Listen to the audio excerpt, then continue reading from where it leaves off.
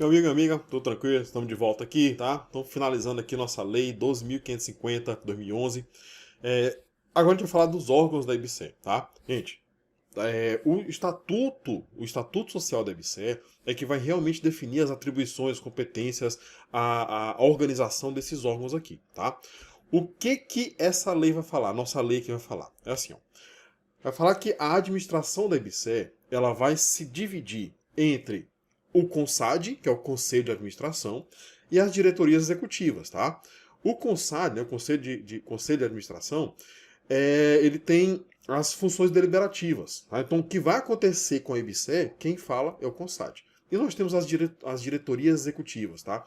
Essas diretorias são várias diretorias, elas estão previstas lá no Estatuto da IBCE, então não vou falar isso aqui agora. Então nós temos o primeiro órgão, os dois primeiros órgãos, Conselho de Administração, Diretoria Executiva. Esses dois órgãos aqui fazem parte da administração da IBCE. Nós temos também o Conselho Fiscal, o CONFIS, e nós temos o Conselho Deliberativo. Esse Conselho Deliberativo, gente, ele é formado por várias pessoas. Nesse conselho, inclusive, pode participar pessoas da sociedade civil. Só que esse conselho aqui, gente, ele se reúne ocasionalmente, é só de vez em quando. Por isso é que o próprio Estatuto da IBCE fala que essas pessoas da sociedade civil que participaram do Conselho Deliberativo, essa atividade ela não é remunerada. Não é remunerada, tá? Enfim, era considerado como função relevante, tá bom? Mas eu acabei de perceber aqui que não é nesse slide que eu vou falar disso, tá? Então o que a gente tem que saber aqui dos órgãos da IBCE é que a administração ela é executada pelo Conselho Administrativo, pelo CONSAD, esse tem função deliberativa, e pelas diretorias executivas, tá? Ao lado desses órgãos aqui, nós temos o Conselho Fiscal, que vai cuidar da contabilidade, tá certo? Vai cuidar da auditoria.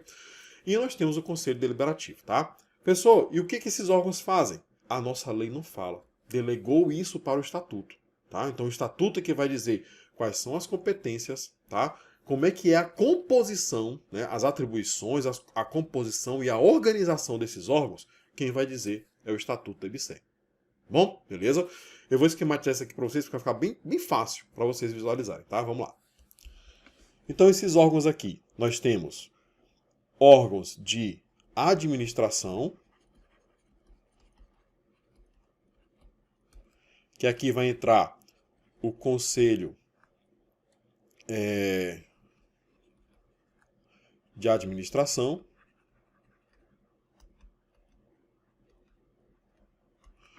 e as diretorias executivas. Tá? Lembrando que esse Conselho de Administração bem aqui, ele tem funções deliberativas. Uma das coisas que eles deliberam, inclusive, funções deliberativas. Uma das coisas que eles deliberam, inclusive, é quando vai ter concurso. Como é que vai ser o concurso? Quais são as vagas? Isso é uma função do CONSAD, tá bom? Aqui nós temos também os conselhos fiscais, o conselho fiscal, não é conselhos não, é só um, tá? E aí nós temos também o conselho consultivo. Aqui que eu falei que pode ter integrante da sociedade civil, certo?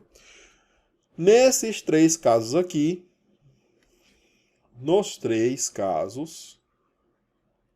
quatro, né? Porque entra esse aqui, né? A composição, as atribuições, o funcionamento,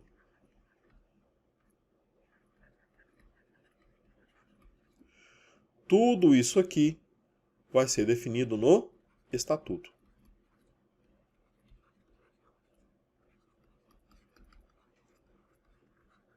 Então, quando for trabalhar o Estatuto, né? Aí sim que a gente vai ver isso aqui.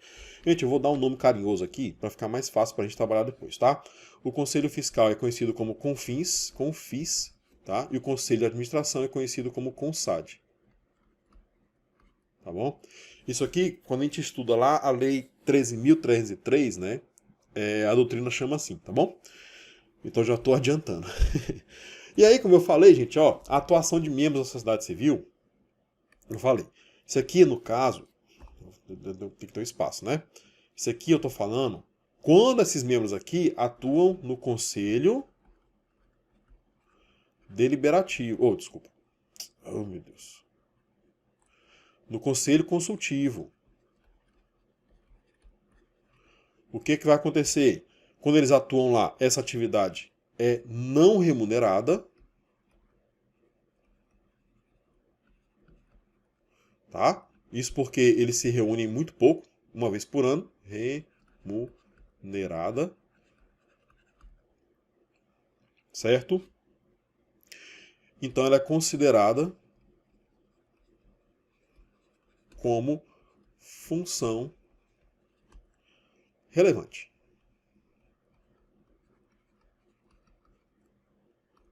Tá?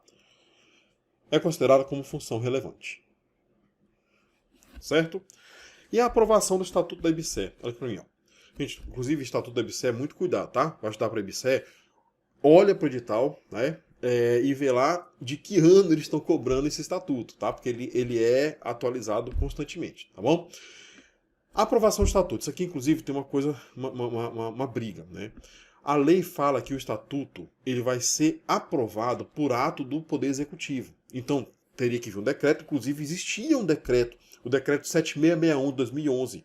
Esse decreto aprovou o Estatuto Social da IBSE, 7661 de 2011. Só que esse decreto ele foi revogado, não existe mais. Até porque não precisa mais desse ato, tá? A regra é que não precisa mais do decreto do Poder Executivo para aprovar o Estatuto da IBSE, tá bom? Então, assim, como está na lei, pode cair? Pode. Apesar de na prática não estar mais sendo observado, mas está na lei e pode cair literalidade. Então o que a gente vai ter que saber aqui, que pela lei, a aprovação do Estatuto da IBSE deveria vir por ato do Poder Executivo. Bom, então vamos anotar. Então essa aprovação aqui deveria ser por ato. Esse ato aqui é um decreto do Poder Executivo. Tá? Então, vamos continuar.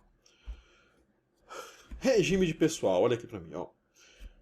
Você que vai trabalhar na IBSE, nós temos dois regimes de pessoal, né? Quando a gente fala em administração pública, nós temos dois regimes de pessoal. Nós temos os estatutários, que são aqueles que são regidos por regime jurídico único, previsto no artigo 39 da Constituição. Então, por exemplo, quem trabalha na UFMA, quem trabalha no INSS, eu, por exemplo, sou servidor do Judiciário, todos nós observamos o mesmo regime jurídico. Né? Se é federal, é a Lei 8.112. Nós somos estatutários. Então, nós podemos adquirir a estabilidade. EBSE, empresa pública, não. Quem trabalha em empresa pública, seja ela qual for, é seletista, é regido pelas regras da CLT, tá bom? Então essas regras da CLT, inclusive o nome deles, né, você que vai trabalhar na empresa, na IBSE, você vai ser tratado como empregado público, tá? O que é um empregado público? É aquele que é regido pela CLT, tá? Você vai contribuir para o regime geral de previdência. O estatutário contribui para o regime próprio de previdência, tem essas diferenças, tá certo? Só que lembra que eu falei lá no primeiro bloco que o regime jurídico ele é híbrido, então vai incidir tanto as regras de direito público quanto regras de direito privado? Então aqui incide uma regra de direito público. Qual é? Para você entrar na IBSE, você está assistindo essa aula, porque você vai fazer um concurso. Tá? Então, para entrar na IBSE, tem que fazer concurso público. É requisito, porque é uma regra de direito público que incide. Tá? E esse concurso público, gente, ele pode ser de provas ou de provas e títulos. Professor, mas eu vi uma vez a IBSE que fez um concurso só de títulos. Não, gente, não foi concurso. Foi um processo seletivo simplificado para a contratação temporária. Isso a gente vai ver daqui a pouco como é que funciona, tá? Então, peraí, professor, então eu não vou adquirir estabilidade? Não. Então eu posso ser mandado embora a qualquer tempo? Não é bem assim, tá? Para mandar embora empregado público, gente, tem que ser por decisão motivada. É a famosa justa causa, tá? Só por justa causa, tá bom? E a lei vai falar o que acontece, né? Quando veio a IBSE, tinha muita gente que trabalhava lá dentro já, tá? Eu falei no bloco anterior, que tinha muita gente que era da fundação, né? Aqui no Maranhão, né? Tinha a Fundação Souza Andrade e a Fundação José Montelo. A maioria era a Fundação Souza Andrade. Ou era Montelo, não lembro. Enfim, era bem misturado, tinha gente de todo jeito lá.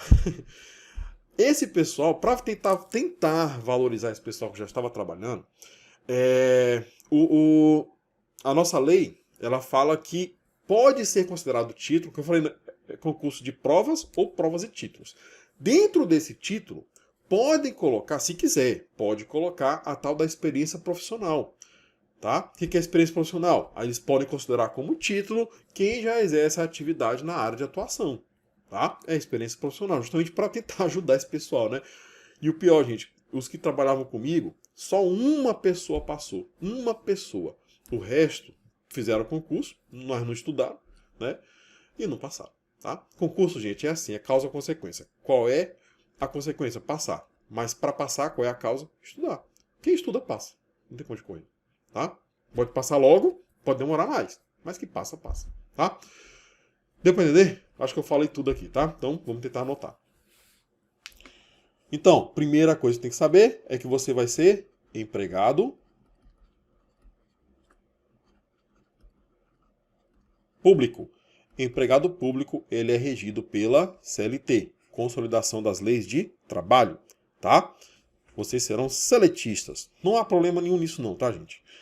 Vamos continuar. Mas aí, para você entrar, você vai ter que ser aprovado em concurso público. Vai ter que ser aprovado em concurso público. Esse concurso público, ou ele é de provas, ou de provas e títulos. E aqui, para os títulos, pode ser considerada a experiência profissional, tá? Esse concurso público que eu falei lá atrás, eu acabei de falar disso, ó. Uma das atribuições do CONSAD é fazer o quê? Estabelecer as normas do concurso.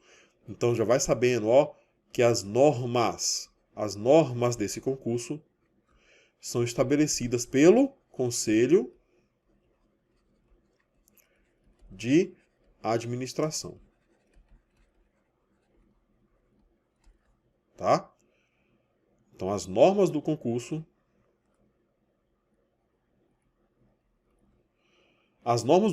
são estabelecidas pelo CONSAD, tá bom? E aqui dentro de títulos,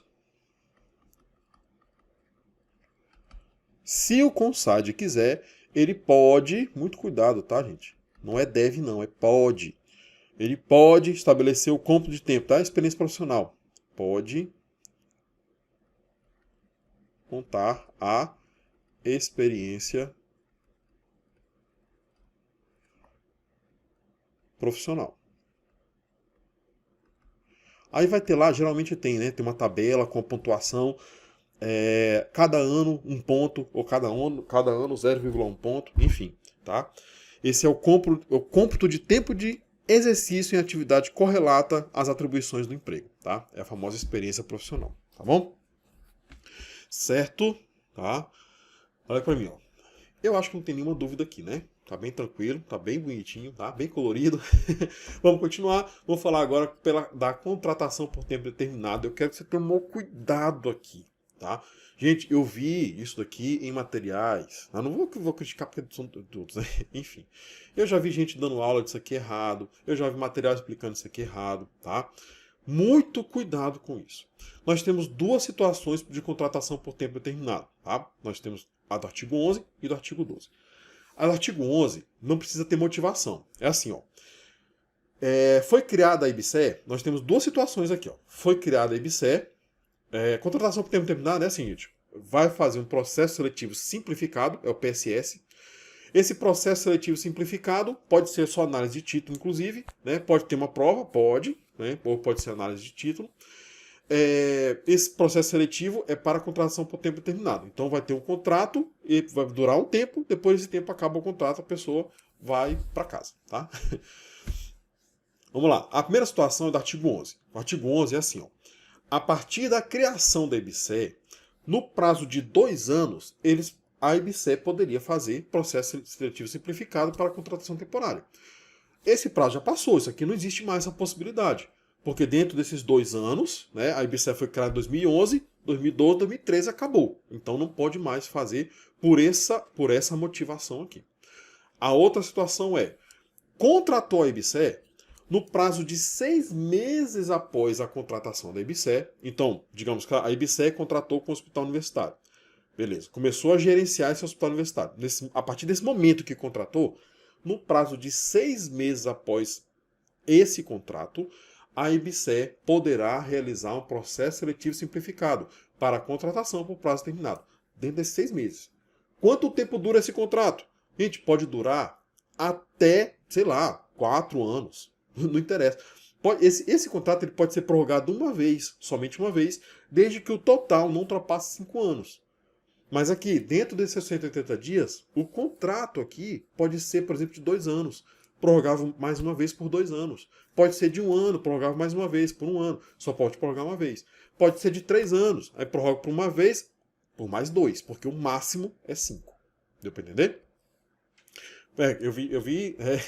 O que eu vi a explicação aí falando assim, o contrato é de 180 dias. Não, gente, a contratação ele pode ser por mais tempo. Só que essa contratação tem que ocorrer no prazo de 180 dias a partir do contrato da EBSER com a instituição.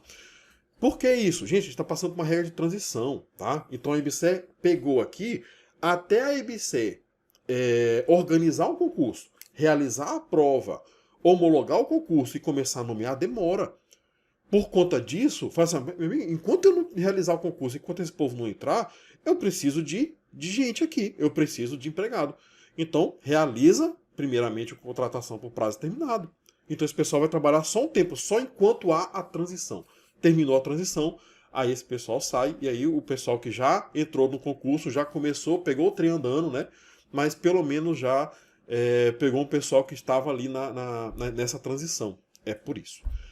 A do artigo 12, gente, é a contratação que ocorre em qualquer empresa. É o contrato por prazo determinado previsto na CLT. Tá? Isso aqui aconteceu agora na Covid. Né? Aumentou a demanda do hospital. A gente precisa, só que esse aumento ele é temporário. Né? Aumentou temporariamente, acontece muito isso nas empresas privadas. Por exemplo, chega a época de Natal, contrato por prazo determinado. Acabou a época de Natal, manda todo mundo embora. Tá?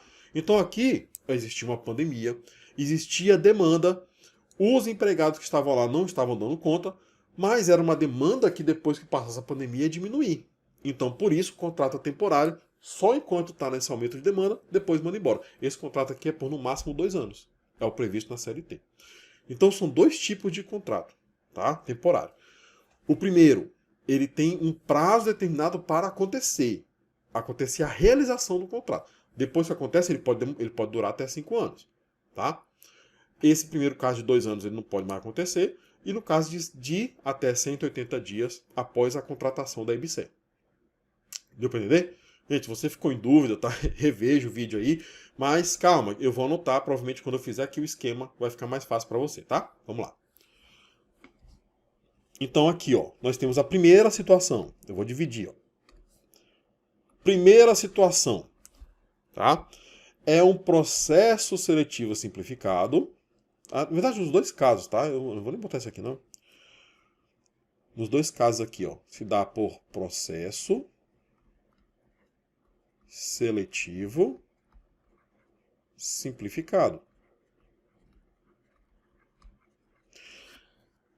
Nesse caso, no primeiro caso aqui, é no caso da para implantação da IBSE.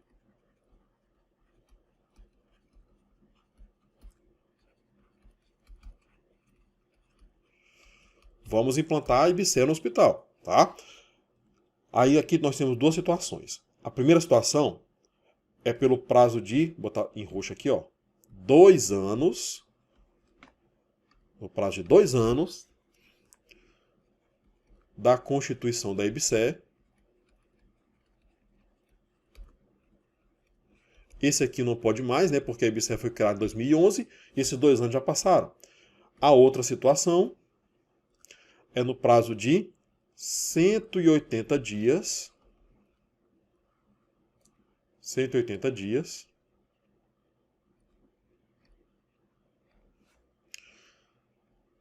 da celebração do contrato. Tá? Então nós temos essas duas situações aqui, ó. Tá certo? Esse primeiro caso aqui não pode mais, esse aqui ainda pode. Tá? Então a EBC ainda pode contratar com hospitais? Pode. Tá bom? Esse aqui, a gente tem que saber. Esses dois casos aqui, né? Esse contrato temporário, ele é prorrogável somente uma vez, tá? Sendo por no máximo 5 anos.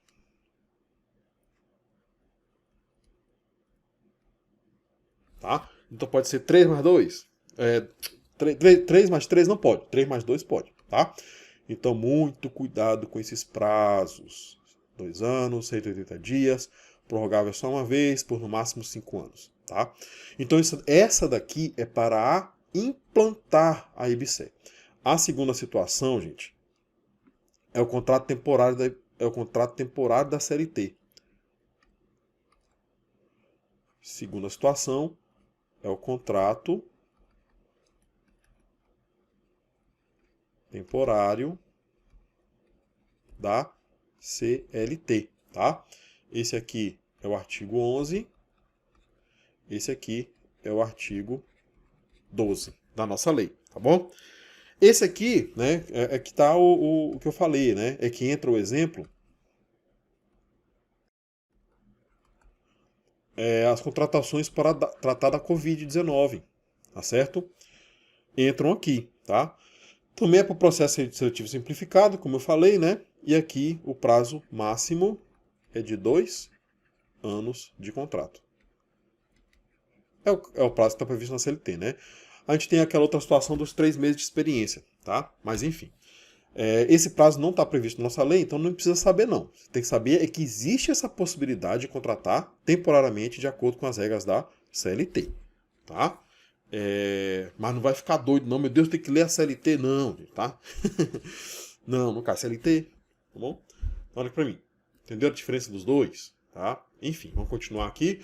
Agora a gente vai falar sobre a seção de bens e direitos, a IBSE. Esse aqui eu falei lá atrás, vou repetir aqui, né? Quando a IBSE chega no hospital, o hospital não tá prontinho? Tá pronto. Já tem os leitos, já tem os aparelhos, já tem pessoal, já tem a estrutura, já tá tudo pronto. Nesse caso, cuidado, gente, não é deve não, tá? O hospital universitário, a Universidade Federal, ela pode ceder esses bens, ceder esses direitos à IBSE. A IBSE vai utilizar, e óbvio, né, com o dever de cuidado. Ele vai ter que cuidar e tudo mais. Se o contrato da IBSE com o hospital universitário ele for quebrado, né, ele terminar por algum motivo, todos esses bens vão voltar para a universidade. Tá certo? É só isso que a gente tem que saber aqui, tá? Vamos anotar. Então, olha só, gente. As instituições de ensino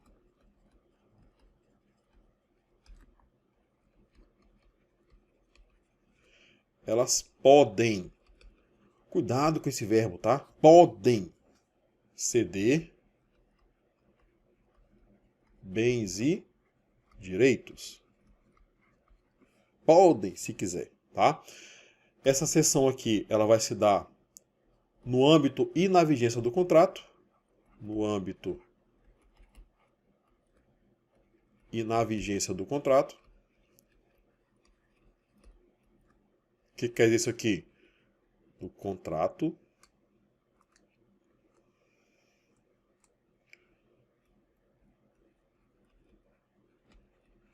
O que quer dizer isso aqui? A gente viu lá atrás, né, as finalidades, o artigo 3º, as finalidades da EBSE. Então, no âmbito do contrato, quer dizer no âmbito dessas finalidades, tá bom? E aí a gente viu também no artigo 6º como é que dá esse contrato, né? As cláusulas que tem que ter, tá? E aí, como eu falei também, acabou o contrato. No término do contrato, o que acontece? Os bens devem ser devolvidos ao cedente. Tá? Pronto. É só isso que a gente tem que saber, tá? Pra mim. Não tem nada demais aqui não, né? A gente vai ver uma situação aqui, gente, que é a reativação de leitos da IBC, tá? Enfim, então, uma situação interessante lá. Vamos continuar aqui. Vamos falar da fiscalização da IBC. Vamos lá. A IBCE, primeiro, ela não está submetida a uma subordinação ao Ministério da Educação. Isso aqui eu falei lá atrás, não há subordinação, apenas uma vinculação. Mas, por fazer parte da administração indireta, por fazer parte da administração pública, ela vai sofrer controle. Então existem os órgãos de controle interno e externo. O controle interno é dentro da própria IBCE, dentro do próprio Poder Executivo. Então, pode ter o controle interno do Poder Executivo e da própria IBCE. Tá? Exemplo, dentro da IBCE existe um setor de fiscalização e auditoria. Essa auditoria é uma forma de controlar. Mas a CGU, a Controladoria Geral da União, que está fora da IBCE, pode fazer fiscalização, pode fazer controle na IBCE. Agora a gente está falando de controle da atuação, mas é a atuação administrativa, tá? Para ver se não teve desvio de bens, desvio de dinheiro, se a licitação foi bem feita, né? Se foi legal, enfim, é isso. E existe também o controle externo. O controle externo é de fora da IBCE, é de fora do Poder Executivo. Como a gente está utilizando aqui recursos públicos, é recurso do povo. Então o povo tem direito de controlar, de fiscalizar. Só que o povo faz isso através dos seus representantes que estão lá no Congresso. Então o controle externo, controle de fora do Executivo, é feito pelo Congresso Nacional. Tá? E o Congresso Nacional, ele se utiliza do seu contador. É o Tribunal de Contas da União. O Tribunal de Contas é que vai fiscalizar as contas da IBCE. Então vamos repartir aqui. Nós temos o controle interno, que é feito pelo Poder Executivo, porque a IBCE faz parte do Poder Executivo. Esse controle interno é feito tanto pela própria IBCE, e aí nós temos o Conselho Fiscal, por exemplo, nós temos órgão de auditoria, ou pelo órgão específico do Executivo, que é a Corregedoria Geral da União. Tá? E aí nós temos o controle externo de fora, é feito pelo Congresso Nacional, que é auxiliado pelo Tribunal de Contas. Tá? É só diferenciar isso aí. A questão pode confundir, pode trocar. Falar que o controle interno é feito pelo Congresso. Não. O Congresso é outro poder, poder legislativo, não tem nada a ver com isso aqui não. Tá? Não vai confundir. Beleza? Então, vamos anotar. A fiscalização da IBCE, ela pode ser feita por órgãos de controle interno. Aí é feito pelo Poder Executivo, né? Poder Executivo. Aí pode ser feito isso aqui, por exemplo, né? Por órgãos da própria IBCE ou pela Controladoria Geral da União.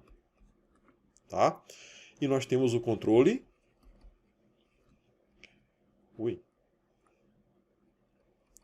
externo. Esse aqui é feito pelo Congresso com auxílio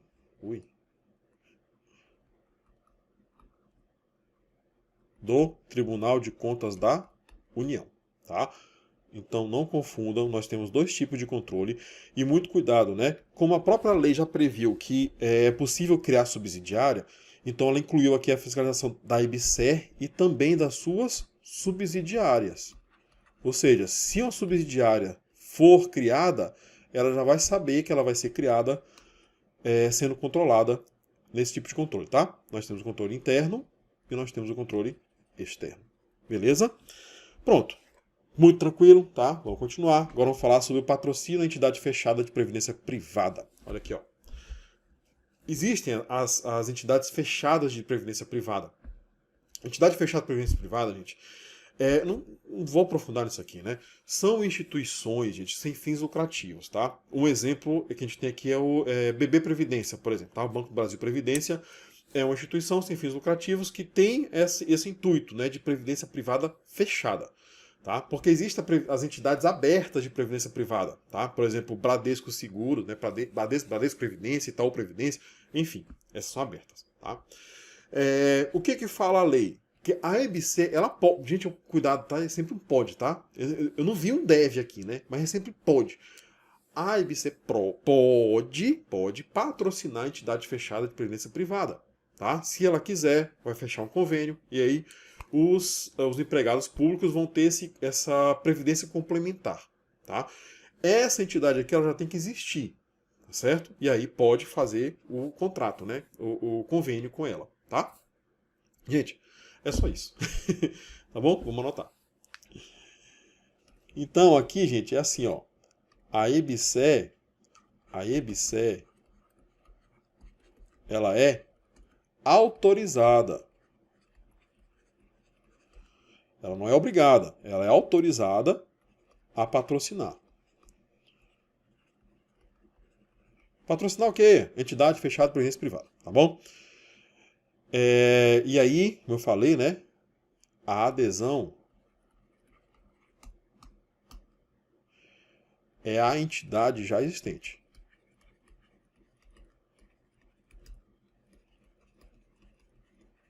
E aí o exemplo que eu dou aqui, né? É o BB Previdência. A gente tem, ó, olha pra mim, ó. O que você vai poder aderir, eu acho que não, acho que é só dos servidores, né? É o Fundesprev. Isso é para servidores públicos, tá?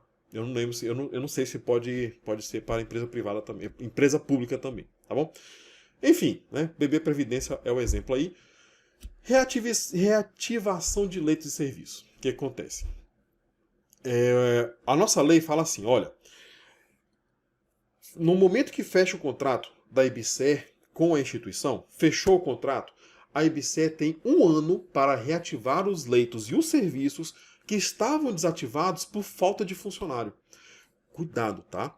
É por falta de funcionário. Então existem os leitos que estão desativados porque não tem equipamento, tá? Porque está faltando a estrutura, está faltando alguma coisa. Esse aí não tem obrigação de reativar em 1 ano, não. A obrigação de reativar em 1 ano é aquele leito que está pronto, aquele serviço que está pronto, tá? Mas ele não funciona porque não tem funcionário suficiente. Nesse caso, a EBSER tem 1 ano para reativar esse leito, esse serviço, tá? Cuidado com o prazo e cuidado com o motivo do leito ou do serviço estar desabilitado, tá? Está desativado, tá bom? Muito cuidado com esses 2 pontos aqui, tá? Então vamos anotar. Então a reativação é assim, ó. A partir do contrato,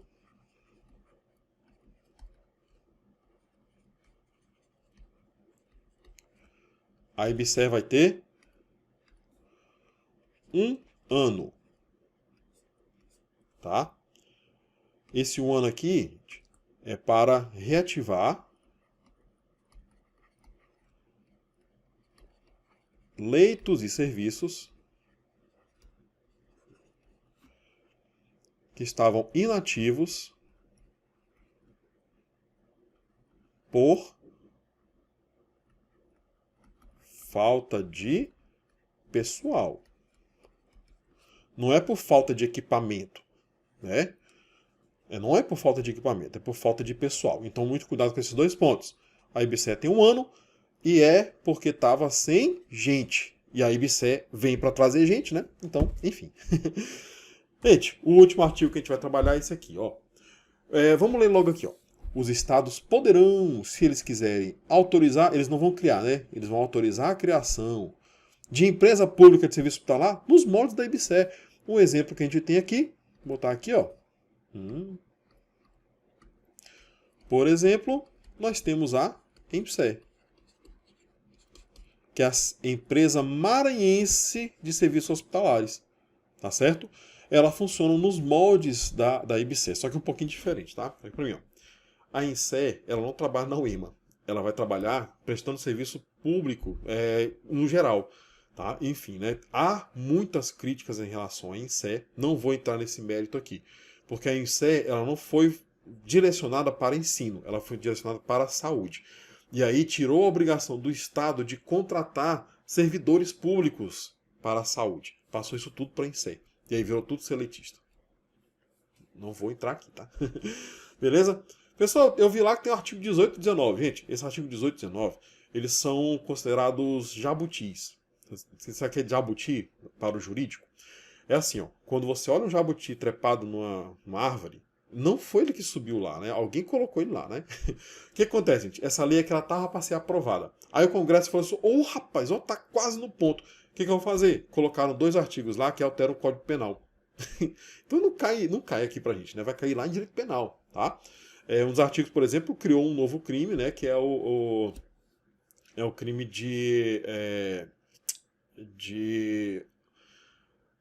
enfim, relacionado a concurso público, tá? Não tem nada a ver com isso daqui, tá bom? Então a gente encerra o nosso estudo aqui. Vou parar nosso bloco. No próximo bloco a gente vai resolver só questões para revisar tudo que a gente falou, tá bom? Então até mais.